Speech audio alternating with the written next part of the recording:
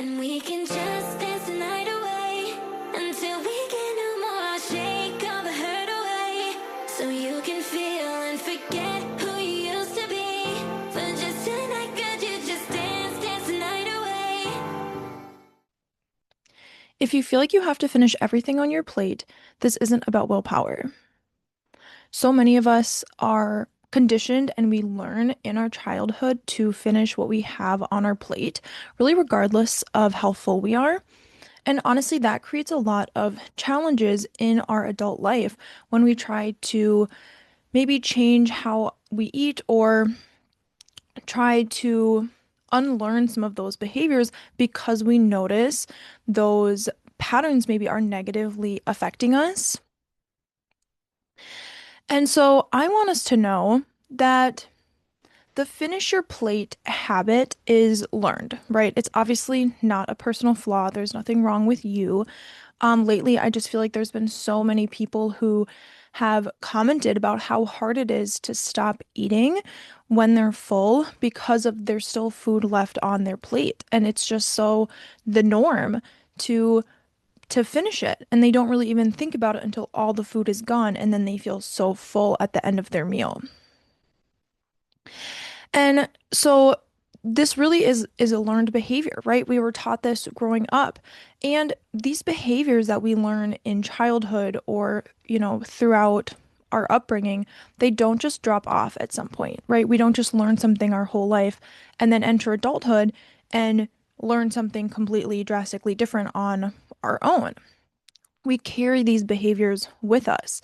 And if we think about how many meals that we had at home or how many meals we had as a family, how many times we were maybe told, to finish all of the food on our plate, if you think about how many times that happened, that behavior is so ingrained.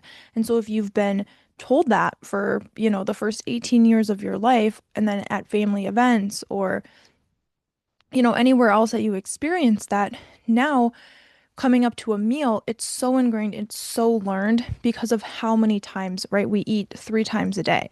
We have to eat every single day. So this behavior was really ingrained daily for years. So it can be so second nature to all of us when we grew up hearing these messages and expecting this behavior when we were growing up. Um, I want us to know that obviously this comes from childhood conditioning, right? Maybe we had family rules, maybe there was pressure to finish what we ate, maybe there was even like scarcity mindset of like, well, other people need food, so I should eat the food that I have, right? Or maybe you get praise from your family when you did finish all the food on your plate.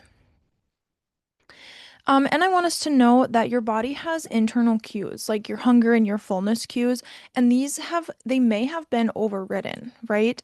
You can't really listen to your fullness cues specifically if you're just told and conditioned you have to finish everything on your plate.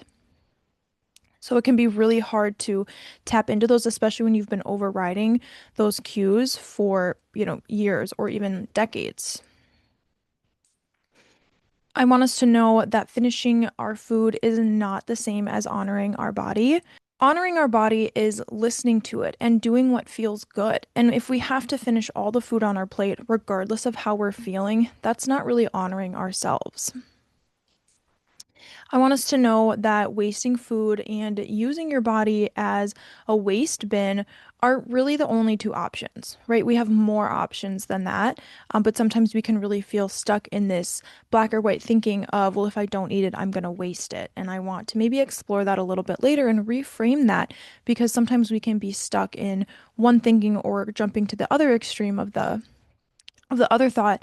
And really, it doesn't have to just be those two things. And lastly, I want us to know that you are allowed to stop eating when you're satisfied, even if food is left, right? We can give ourselves permission. I'll give you permission. You can stop eating when you've had enough, and that is regardless of how much food is left on the plate. So I want us to reframe a little bit. Your body isn't meant to be the place that food goes just so that it's not wasted. That's not really the purpose of our bodies. I don't think that we would want that for ourselves, right? So I would want us to understand that we're not broken, right? This doesn't make us broken. This doesn't make anything wrong with us. Of course not. But it makes sense. Like this behavior, this learned behavior, this conditioning makes sense based on how we were raised or you were raised, right? We can understand that because of what I was told growing up, because of the expectations in my home growing up, that that makes sense. It makes sense that I feel compelled to finish all the food. It makes sense that I don't listen to my hunger cues and eat everything on the plate, right? It makes sense. I want us to understand that guilt around food, or really guilt around maybe even not eating the food, is learned, and that doesn't have to be our truth. I want us to understand that letting food go to waste can still feel uncomfortable and it can still be a good choice for us. And lastly, I want us to understand that you can build trust with your body even if it feels unfamiliar. And right, making a change, like changing something that you've been doing maybe your whole life or something that you've been taught your whole life, that can be unfamiliar. It can maybe even be uncomfortable because you're going to have to come up with, you know, come up to and against you're going to have to come up against patterns that you've been doing for a long time and try to sort them out or reflect on them or try to choose something different when that's not the norm. And that can be unfamiliar and it can be uncomfortable. And I think growth is in a way it is uncomfortable because we're trying something new and we tend to gravitate towards what's familiar because that's where our comfort zone is. It feels familiar to finish all the food on our plate. It feels familiar to not really have to question how hungry we are because we just eat what's in front of us. Like that is what is familiar to us. But if we want to build trust with ourselves, if we want to stop eating when we're actually satisfied and not when we're stuffed, we kind of almost have to embrace that unfamiliar feeling or unfamiliar dynamic within ourselves and embrace the discomfort a little bit.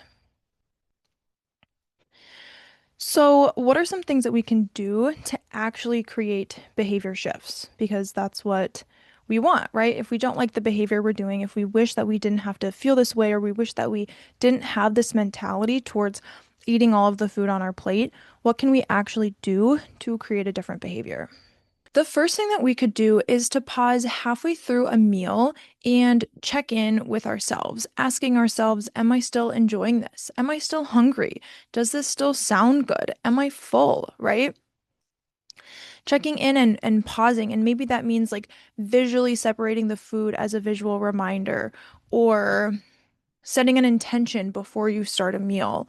Especially, I think sometimes when we get a bigger portion, restaurants give pretty big portions, or if we're out eating somewhere, or if the default is to give yourself a big portion, you know, create maybe a visual reminder because it is easy to fall back into those habits and just, you know, forget. I think it can be easy to forget because it's just such a natural way of eating. So, figure out some way that you can pause halfway through eating to kind of just check in and break up that cycle a little bit.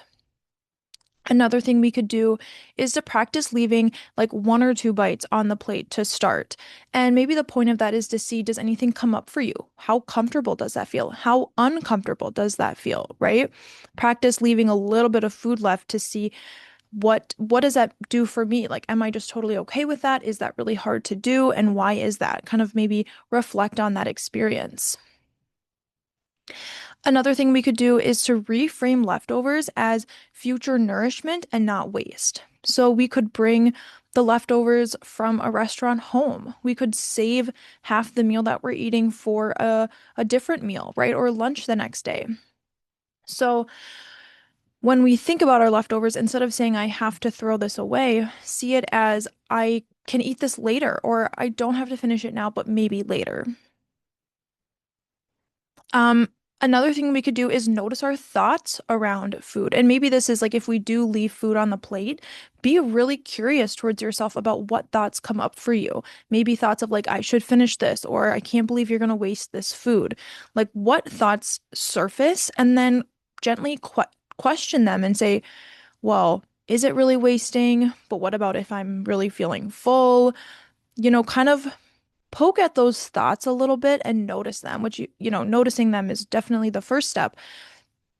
But if you do notice certain thoughts that are coming up for you, gently poke at them and say, well, why? Why do I have to finish this? Why can't I stop when I'm comfortable?